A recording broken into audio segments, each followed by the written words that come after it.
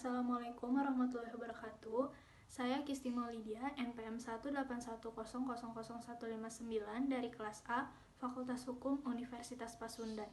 Di sini saya akan membahas mengenai apa sih sebenarnya konsep tolong-menolong dalam asuransi syariah itu. Yang pertama, ada pendahuluan.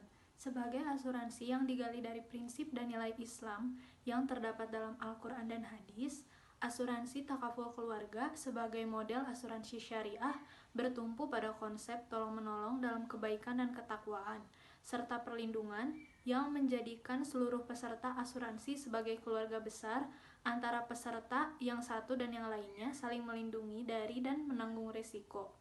Oleh karena itu, selain menjadi peserta asuransi, peserta juga dapat beramal membantu sesama peserta yang tertimpa musibah. Identifikasi masalahnya ada 3. Yang pertama, bagaimanakah konsep lahirnya asuransi syariah? Yang kedua, bagaimanakah tolong-menolong dalam asuransi syariah di Indonesia menurut Pancasila dan Undang-Undang Perasuransian? Dan yang terakhir, apakah perbedaan konsep antara asuransi syariah dengan asuransi konvensional? Untuk mendapatkan perlindungan perencanaan masa depan dan impian dengan rasa tenang, aman, dan penuh berkah dapat dipenuhi dengan mempunyai asuransi yang berprinsip syariah. Asuransi syariah adalah usaha saling melindungi dan tolong-menolong di antara sejumlah orang atau pihak melalui investasi dalam bentuk aset dan tabaru yang memberikan pola pengembalian untuk menghadapi resiko tertentu melalui akad perikatan yang sesuai dengan syariah. Lahirnya asuransi syariah dilatar belakangi oleh adanya keraguan umat Islam terhadap produk asuransi konvensional yang selama ini disinyalir mengandung unsur goror, maisir, dan riba yang dimana itu bertentangan dengan syariat Islam. Asuransi syariah berbeda dengan asuransi konvensional. Pada asuransi syariah, setiap peserta sejak awal bermaksud untuk saling tolong-menolong dan melindungi antara satu peserta dengan peserta yang lainnya.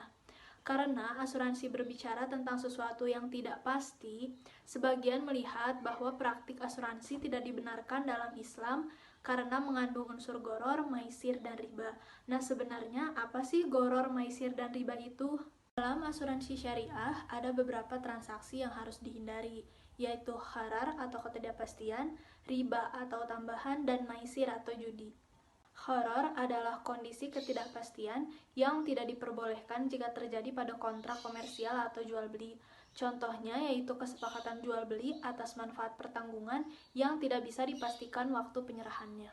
Maisir adalah taruhan yang menempatkan keuntungan kepada salah satu pihak dan menjadi kerugian pihak lain akibat transaksi tersebut.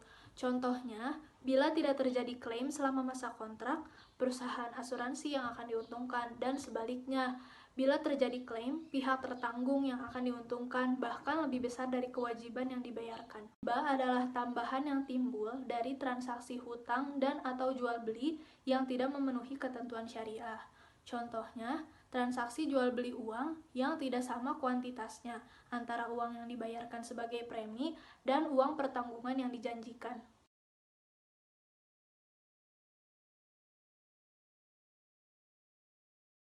Yang pertama, prinsip ketuhanan harus berjiwa gotong royong, yaitu ketuhanan yang berkebudayaan, yang lapang dan toleran, bukan ketuhanan yang saling menyerang dan mengucilkan.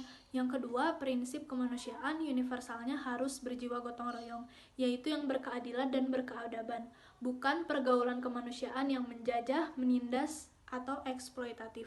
Yang ketiga, prinsip persatuannya pun harus berjiwa gotong royong, yaitu mengupayakan persatuan dengan tetap menghargai perbedaan atau bisa disebut Bhinneka Tunggal Ika, bukan kebangsaan yang meniadakan perbedaan ataupun menolak persatuan. Prinsip demokrasinya pun harus berjiwa gotong royong atau mengembangkan musyawarah mufakat, bukan demokrasi yang didikte oleh suara mayoritas atau minoritas elit para penguasa.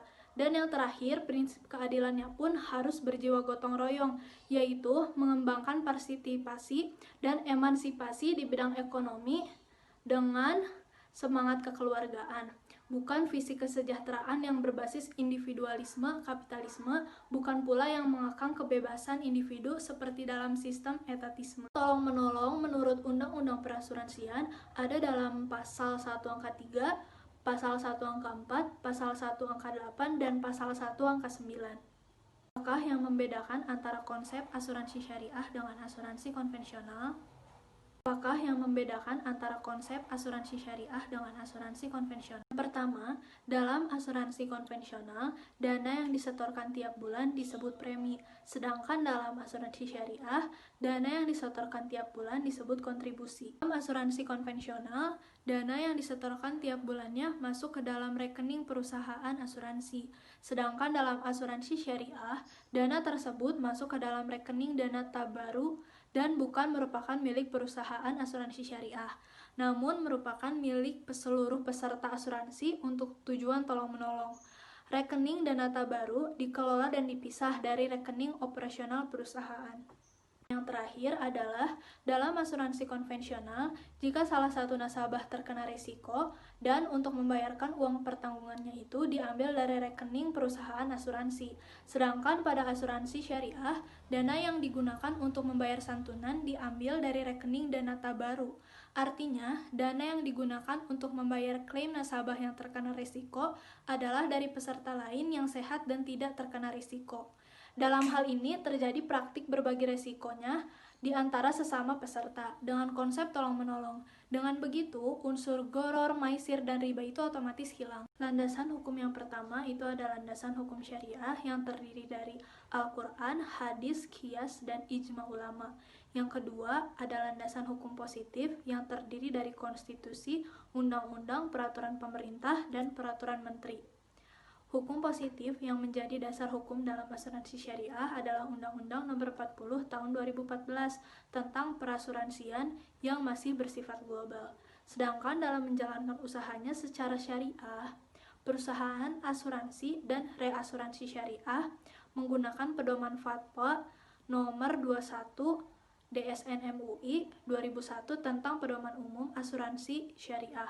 Oleh karena fatwa tersebut tidak memiliki kekuatan hukum, maka dibentuk peraturan perundang-undangan oleh pemerintah yang berkaitan dengan asuransi.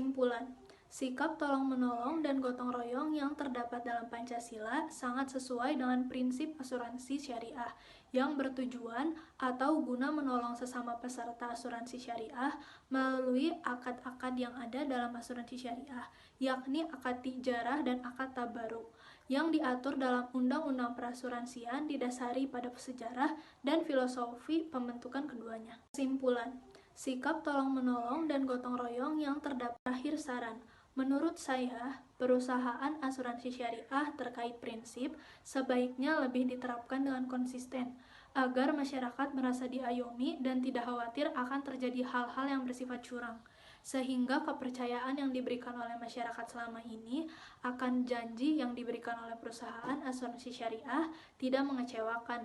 Dan untuk Dewan Syariah Nasional Majelis Ulama Indonesia, peraturan yang mengatur tentang operasional asuransi syariah selain fatwa DSN lebih diperbanyak lagi agar mempunyai kekuatan hukum yang mengikat. Sekian dari saya, terima kasih. Mohon maaf apabila terdapat banyak salah-salah kata. Wassalamualaikum warahmatullahi wabarakatuh.